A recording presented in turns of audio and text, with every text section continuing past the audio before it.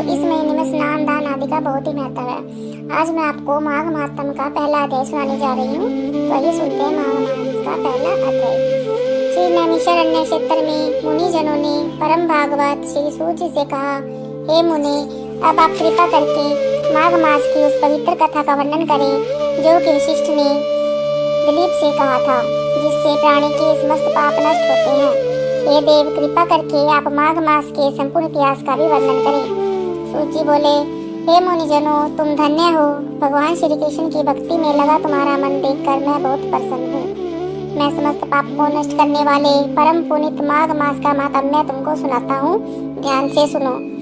एक दिन पार्वती जी ने भगवान शंकर जी से पूछा, हे महादेव जी, आप समस्त धर्मों के ज्ञाता हो, आप कृपा करके मुझे माघ मास का महात्म्य, व्रत, विधि, पूजन और इतिहास बताइए।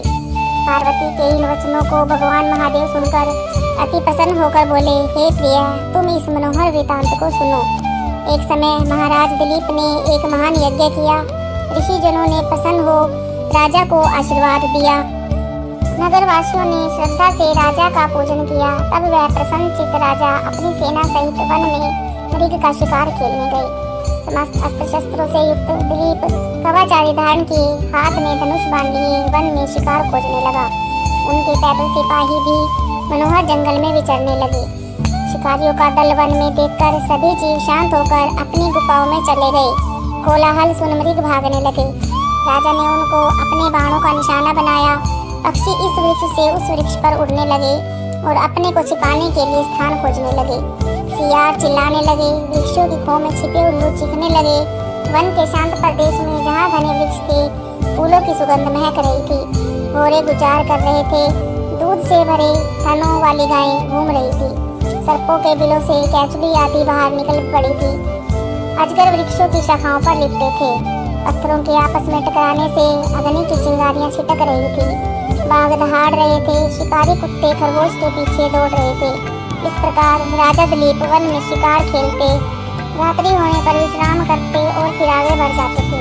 इसी प्रकार शिकार खेलते हुए राजा जब वन में विचरण कर रहे थे तो सेवकों द्वारा मचाए हुए शोर को सुनकर एक मृग जंगल से निकला और इधर उधर चौकड़ी भरने लगा। तब राजा ने उसका पीछा किया। लंबी लंबी छलांग लगाता हुआ मृग टेढ़े मेढ़े रास्तों से कांटेदार झाड़ियों और वृक्षों के मध्य होकर कई झरने पार करता भयानक जंगल में घुस गया। मृग का पीछा करते हुए राजा दिलीप उस स्थान पर आ पहुंचे। जब वह मृग दिखलाई नहीं दिया तो राजा घबरा गए, क्योंकि वे बहुत थक चुके थे और प्यास के मारे व्याकुल थे।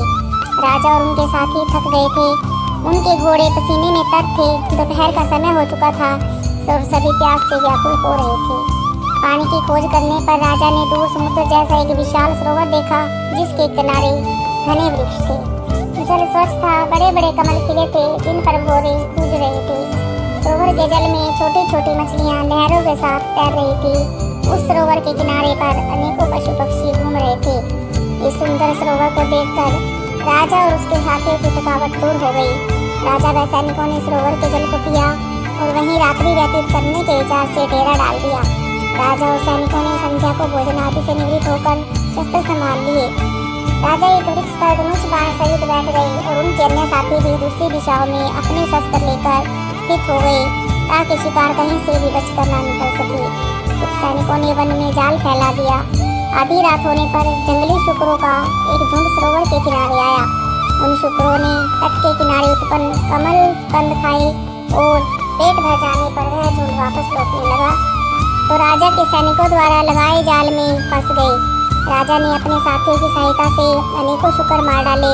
कुछ घायल होकर वहीं पड़े रहे और कुछ भागकर जंगल में जा छिपे। इतने सारे शुकरों को मरा देख राजा के साथी प्रसन्न होकर शोर करने लगे। सबको साथ लेकर राजा सरोवर के किनारे से चल दिए। उन्होंने अपने राज्य लौटने का निश्चय किया। राजा जैसे ही नगर की ओर चले, उन्होंने देखा कि सामने से शंख चक्र चिन्हों से शोभित कृष्ण शरीर कोमल वल्लकल पहिने एक तपस्वी सरोवर की ओर चले आ रहे हैं। राजा ने नम्रता पूर्वक उनको प्रणाम किया और मार्ग छोड़ दिया। ऋषि ने राजा को पहचान कर कहा, हे राजन, प्रातः होने को है। माघ मास की इस पुण्य बेला में सरोवर का स्नान त्याग कर तुम कहाँ जा रहे हो? माघ मास का प्रथम अध्याय संपन्न हुआ। जय श्री राधे, जय श्री कृष्ण। अगर आपको हमारी यह कहानी